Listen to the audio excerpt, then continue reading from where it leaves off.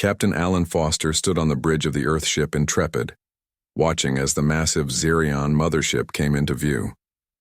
The alien vessel glowed with a faint blue light, almost like it was made of crystal rather than metal. It was 5 times the size of the Intrepid and shaped like a perfect sphere. "Communications, are we receiving any transmissions?" Alan asked, straightening his dark blue uniform. Lieutenant Kyle Wright, a young man with short brown hair and serious eyes, nodded. "Yes, Captain. They're sending landing coordinates. They're inviting us to dock inside their main hangar." Alan took a deep breath. This was humanity's first official meeting with the Xerians. The aliens had made contact 6 months ago, sending signals to Earth's deep space relay stations. They seemed friendly and had technology far beyond what humans had developed. An alliance could mean great things for Earth. "Tactical report?" Alan asked, turning to his right. Lieutenant Commander Susan Miller looked up from her screen. Her red hair was pulled back in a tight bun, and her green eyes narrowed as she studied the readings. "Their weapon systems appear to be inactive, Captain, but their defensive shields are running at full power." "Cautious, aren't they?" Alan said with a small smile. "Just like us," Susan replied. She tapped the side of her uniform where her standard issue laser pistol was holstered. Alan knew she also carried an old-fashioned bullet pistol in an ankle holster. All military personnel did. It was tradition, dating back to the early days of laser weapons when they were still unreliable. Alan touched the communicator on his wrist. "Bridge to engineering. How are our systems looking, Eli?" Chief Engineer Eli Johnson's voice came through clearly. "All systems green, Captain. Though I'm picking up some strange energy readings from that alien ship. Nothing dangerous, just different." "Keep an eye on it," Alan ordered. "And prepare the diplomatic team. We dock in 20 minutes. The diplomatic team consisted of Alan, Susan, Kyle, and Dr. Laura Bell, their xenobiologist. They gathered in the shuttle bay, each checking their equipment one last time. "Remember," Alan said to his team, "we're here to establish friendly relations. The Xerians have technology that could help Earth tremendously. Let's make a good impression." Dr. Bell adjusted her scanner. "Their biology is silicon-based, not carbon like ours. Their homeworld has very little metal, which explains their crystal and energy-based technology, which is why they're interested in us," Kyle added. "We have metal resources they need." The shuttle trip to the Xerion mothership was short and smooth. As they approached the hangar, Alan could see dozens of smaller Xerion ships, all with the same blue glow as the mothership. The shuttle landed gently on the hangar floor. "Atmosphere is breathable," Dr. Bell confirmed, checking her scanner. "Slightly higher oxygen content than we're used to, but nothing harmful." They stepped out of the shuttle into the vast hangar. Everything around them seemed to be made of crystal or some kind of transparent material that glowed from within. The floor hummed slightly beneath their feet. 3 tall figures approached them. The Xerions stood about 7 feet tall, with slender bodies that seemed almost fragile. Their skin was pale blue and slightly translucent. They had 4 arms and 2 legs, and their faces featured large, almond-shaped eyes that glowed with an inner light. The one in the middle stepped forward. "Captain Foster of Earth. I am High Commander Vex of the Xerion Alliance. Welcome aboard our vessel." Kyle's translation device hummed softly as it processed the alien language, but Alan was surprised to hear the Xerion speaking nearly perfect English. "High Commander," Alan said with a respectful bow. "Thank you for inviting us. We hope this meeting marks the beginning of a long and beneficial relationship between our peoples." Vex's mouth, which was just a small slit in the lower part of his face, curved slightly in what might have been a smile. "Indeed, please follow me to our meeting chamber. The High Council is eager to speak with you." As they walked through the crystal corridors of the ship, Alan noticed armed Xerion guards watching them. The aliens carried what looked like wands made of the same crystal material as the ship. Susan had briefed him on these. Powerful laser weapons that could cut through almost any material known to humans. The meeting chamber was a large circular room with a round table in the center.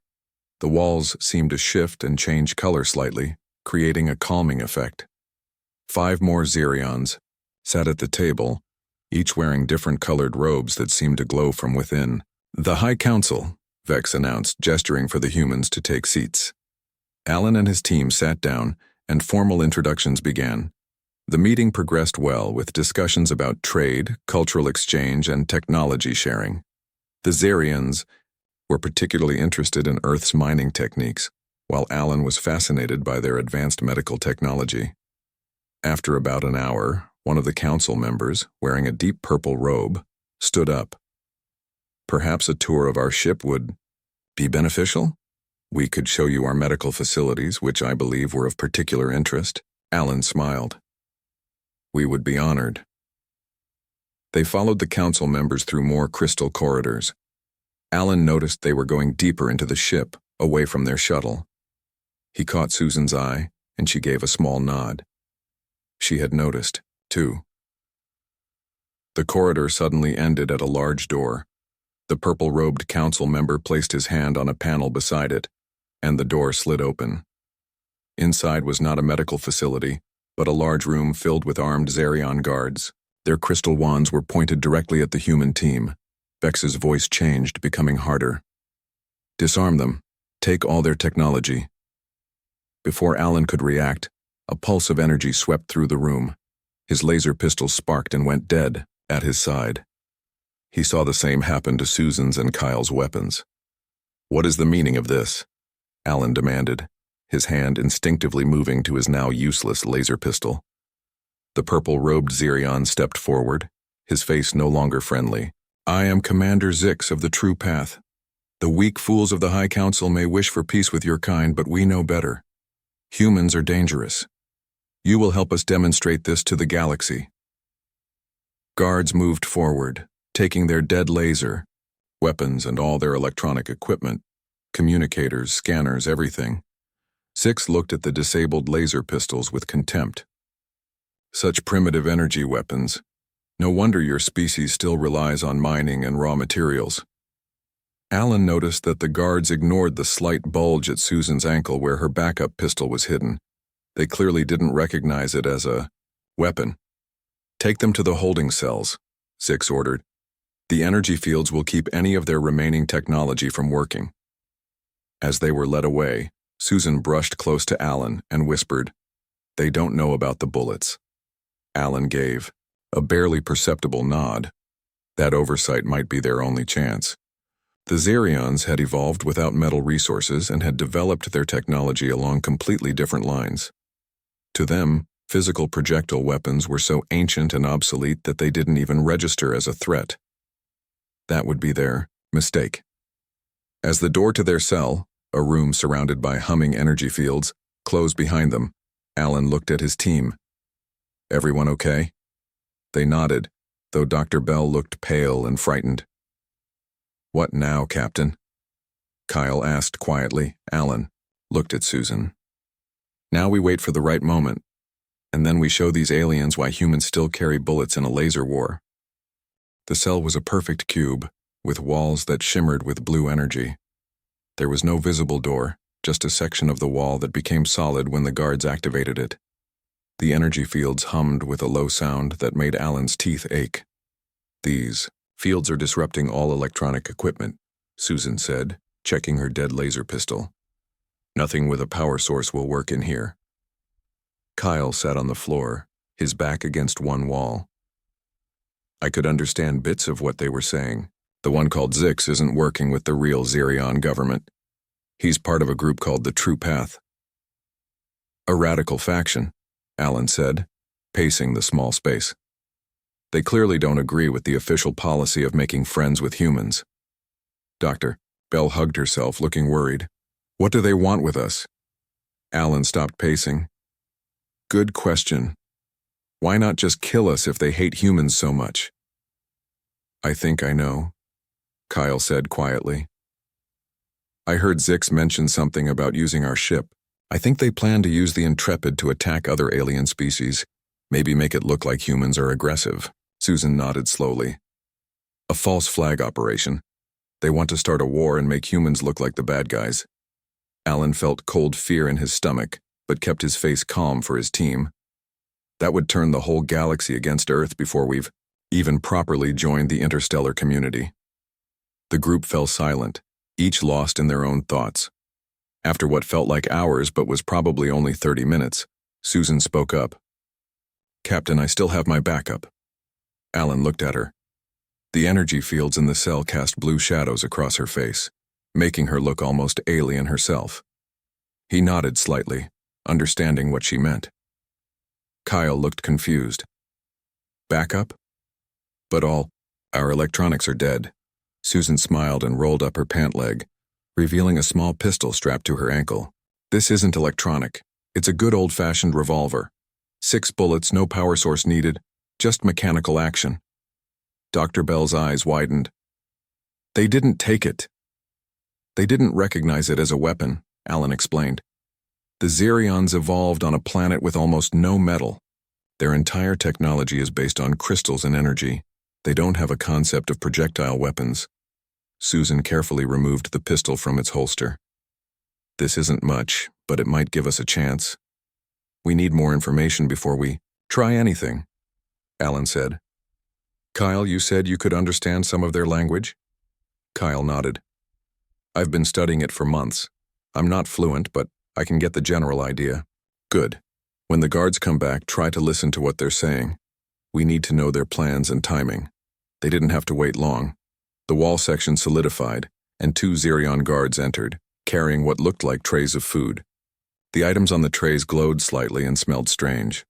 "Food," one guard said in broken English, setting the trays on the floor.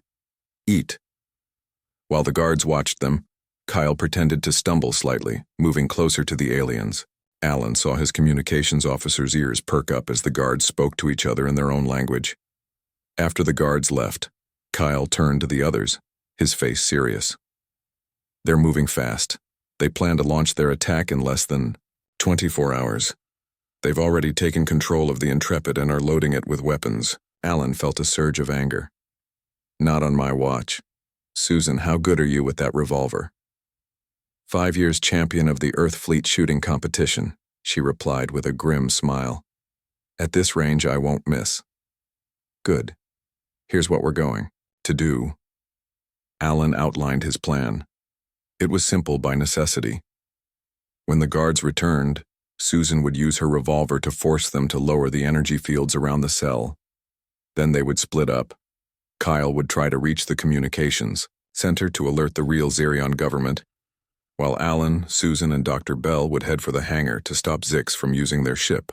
"What about the other Xerions on the ship?" Dr. Bell asked. "There must be hundreds." "Most of them probably don't even know what Zix is planning," Alan said. "If we can alert the real authorities, we might be able to avoid a lot of bloodshed." Hours passed slowly. They tried to rest, taking turns keeping watch. Alan found it hard to sleep on the hard floor with the constant humming of the energy fields around them. When the wall finally solidified again and the guards returned, Alan tensed. This was it? Susan had positioned herself in a corner, the small revolver hidden behind her back.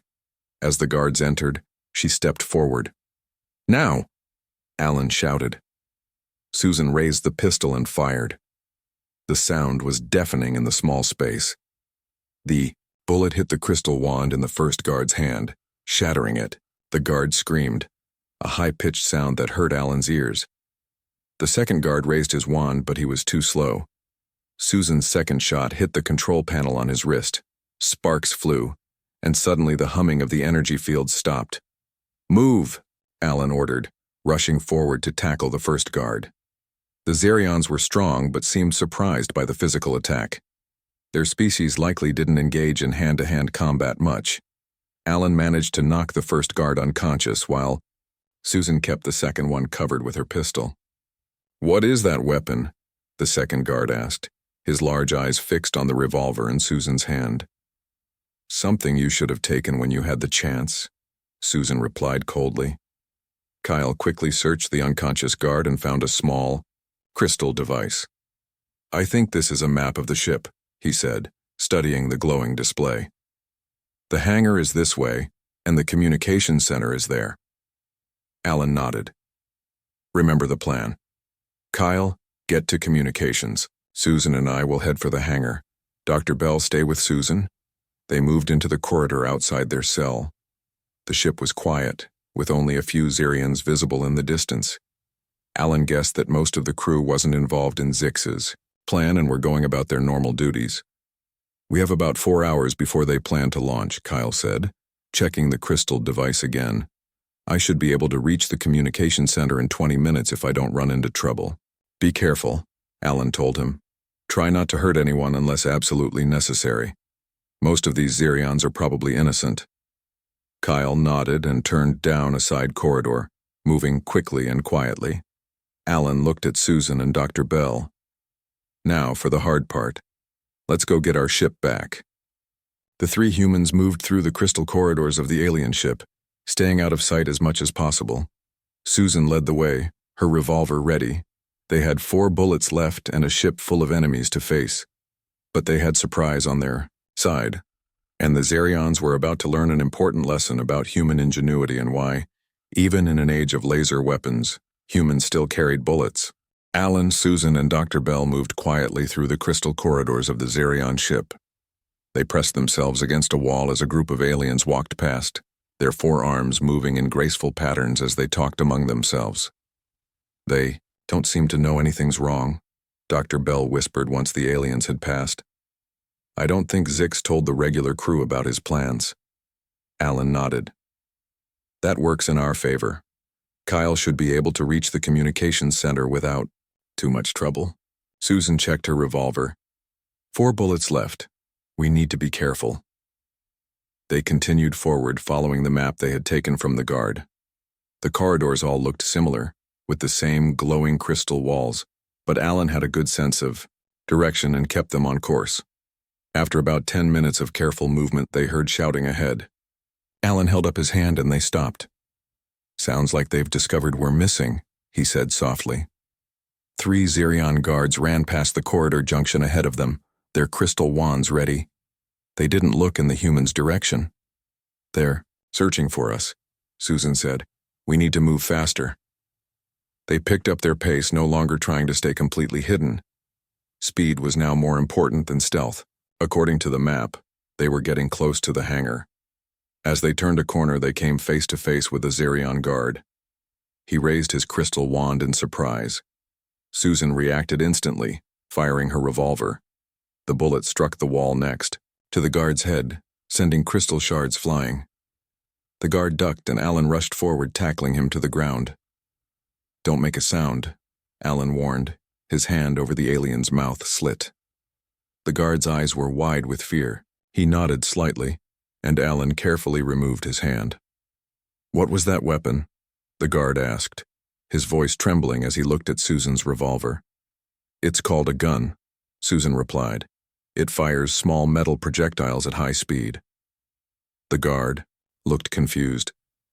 Metal projectiles, not energy? No energy, Susan confirmed. Just physics. That's why it works even when your fields disable our power weapons. Alan helped the guard to his feet but kept a firm grip on his arm. We don't want to hurt you or any other Xerions. A faction led by someone named Zix has taken over our ship. They're planning to use it to attack other species and blame humans. The guard's face showed shock. Commander Zix? He serves directly under High Commander Vex. Why would he do this? He said something about a group called the True Path. Dr. Bell explained. Recognition flashed in the guard's eyes. The True Path believes that Xerions should rule the galaxy alone. They think other species are beneath us. He looked at the humans with new understanding. I had no idea they had infiltrated our military at such high levels. Alan made a quick decision. Will you help us? We're trying to stop them before they can launch their attack. The guard hesitated for only a moment. Yes, my name is Lux. I serve the true Xerion government, not the True Path. Lux led them down a different corridor, one that didn't appear on their map. This is a service passage, he explained. It will get us to the hangar faster and with fewer guards. As they moved, Lux told them more about the Xerions. Our people have always relied on energy and crystal technology. Our planet has very little metal, so we never developed projectile weapons like yours. Our defenses are designed to stop energy attacks, not physical objects. That's why they didn't recognize my gun as a weapon, Susan said. They've never seen anything like it. Lux nodded. Most Zerions would consider it primitive, but now I see its value. They reached a small door at the end of the service passage. Lux pressed his hand to a panel and the door slid open, revealing the vast hangar they had first arrived in. The Intrepid sat in the middle, surrounded by Zerion workers loading crates onto it. Those must be the weapons Zix plans to use, Alan said, his eyes narrowing as he watched his ship being prepared for a mission of destruction. Susan counted the Zerions in the hangar, at least 20 workers and 5 guards. Too many to take on directly, especially with only 3 bullets left. We need a distraction, Alan said, thinking quickly. Dr. Bell pointed to the far side of the hangar. Those tanks, Lux, what are they? Lux followed her gaze. Fuel cells for our smaller ships. They store energy from our home star. Are they dangerous? Alan asked. If damaged, yes. They would release a powerful energy burst. Not enough to damage the ship seriously, but enough to create confusion. Alan smiled. Susan? She nodded, understanding immediately. She raised her revolver, took careful aim, and fired. The bullet traveled across the hangar and struck one of the fuel cells. For a moment, nothing happened. Then the cell erupted in a brilliant flash of blue energy. Alarms blared throughout the hangar. The Zerion workers scattered, running for safety as more fuel cells began to overload. Now, Alan shouted, and they ran toward the Intrepid. 2 guards spotted them and raised their crystal wands. Susan fired again, hitting one wand and shattering it. The guard cried out in pain as crystal shards cut his hand. The second guard fired, but Alan pushed Susan out of the way and the energy beam missed them by inches. It struck a crate instead, which exploded in a shower of sparks. Susan steadied herself and fired her last bullet. It struck the second guard's control panel on his wrist. His wand went dead and he stared at it in confusion. They reached the Intrepid's entry ramp. Alan quickly entered his override code and the ship's door opened. Get inside, he ordered Dr. Bell and Susan. Lux hesitated at the bottom of the ramp. I should stay and help my people deal with the fuel cell damage. Alan nodded. Thank you for your help. Try to spread the word about what Zix is planning. As Lux turned to leave, a cold voice rang out across the hangar. Stop them. Alan looked up to see Commander Zix standing on a platform above them, surrounded by a dozen True Path followers. All of them had their crystal wands pointed at the humans. You've caused enough trouble, Captain Foster, Zix called down. Your primitive weapon is empty now. You have nowhere to go. Susan looked at her revolver, then at Alan. She was right. They were out of bullets. But Alan wasn't worried. He smiled up at Zix. We don't need any more bullets. We've already accomplished what we came for. Zix looked confused. Then a voice boomed throughout the hangar. This is High Commander Vex of the Zerion Sovereign Authority. Commander Zix and all True Path followers are ordered to surrender immediately. Kyle had reached the communications center. Help was coming. The battle for the Intrepid was about to begin. The hangar erupted in chaos.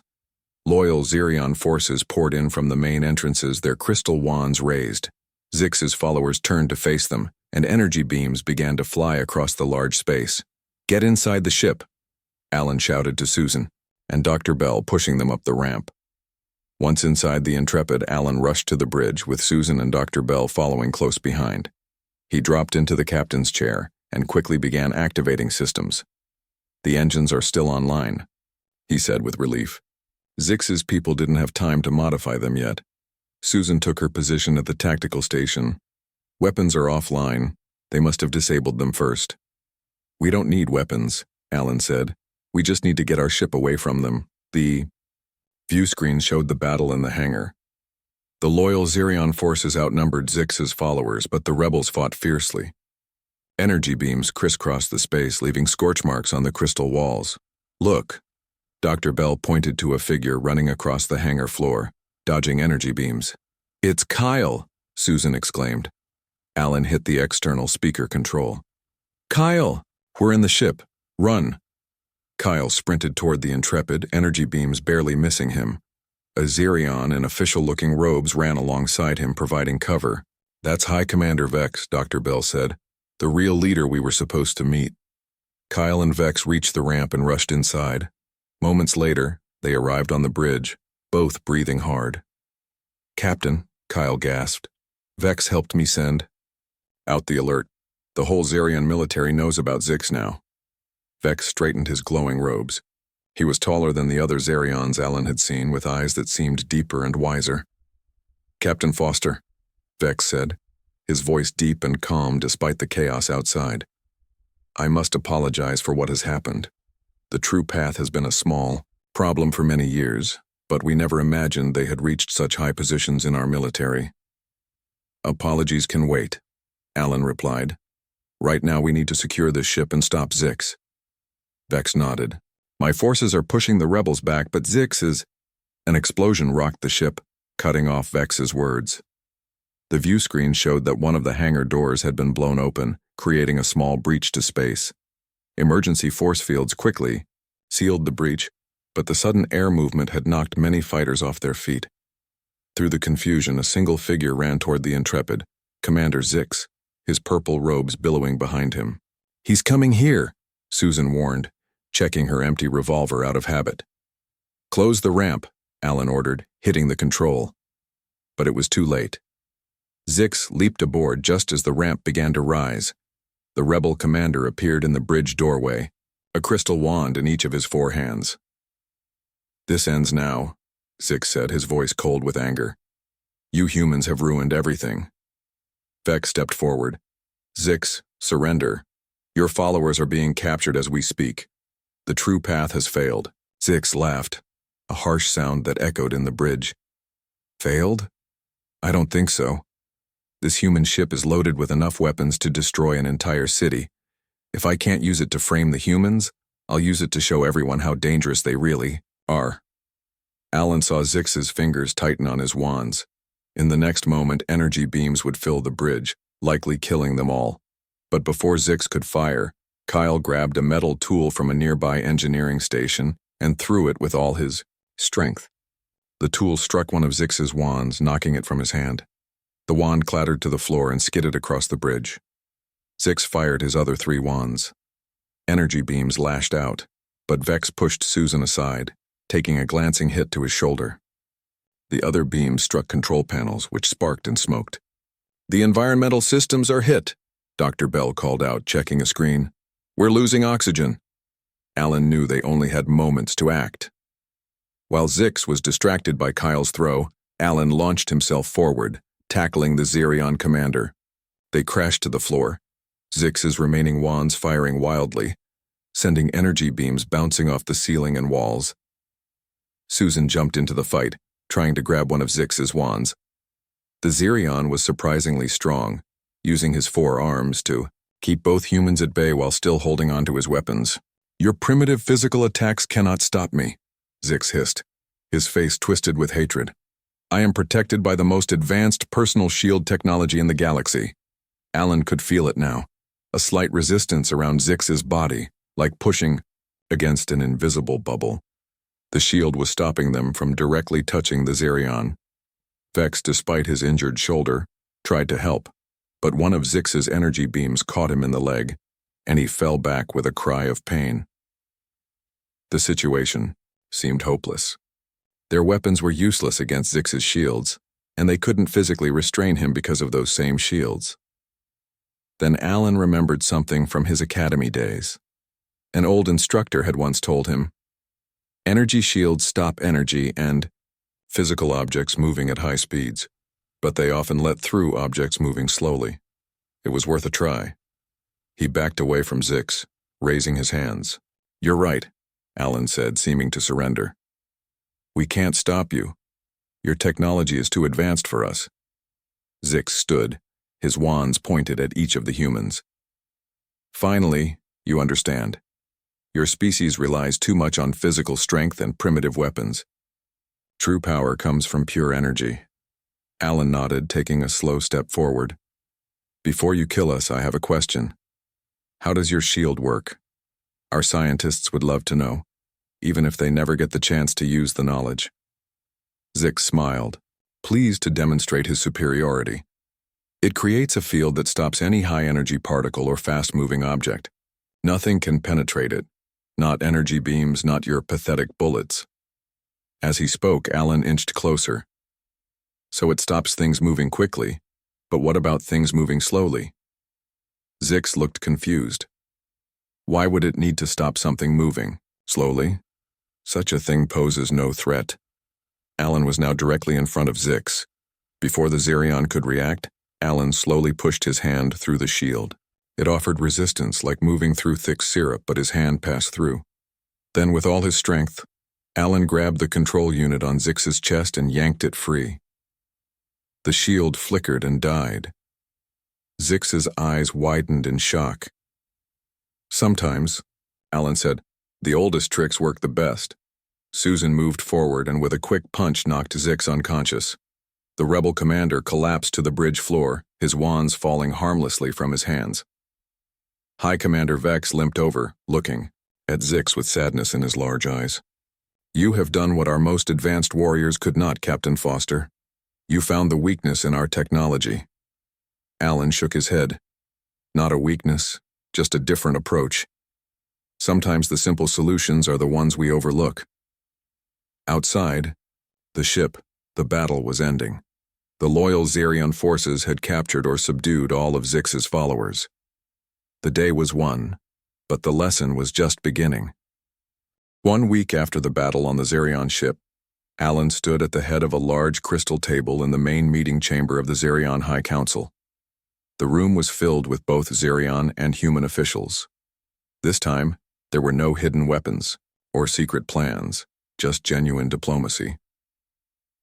High Commander Vex sat at the other end of the table, his robes now a bright blue color that seemed to indicate peace and friendship. The injury to his shoulder and leg had healed quickly thanks to advanced Xerion medical technology. Captain Foster, Vex said, his voice carrying easily in the quiet room. The Xerion people owe you and your crew a debt we can never fully repay. If Zix had succeeded with his plan, it would have led to war between our species and possibly many others. Alan nodded respectfully. We were just doing our duty, High Commander, and we had help from loyal Xerions like yourself. Susan, Kyle, and Dr. Bell sat near Alan, all wearing fresh uniforms. Susan's ankle holster was visible, and many of the Xerions kept glancing at it with newfound respect.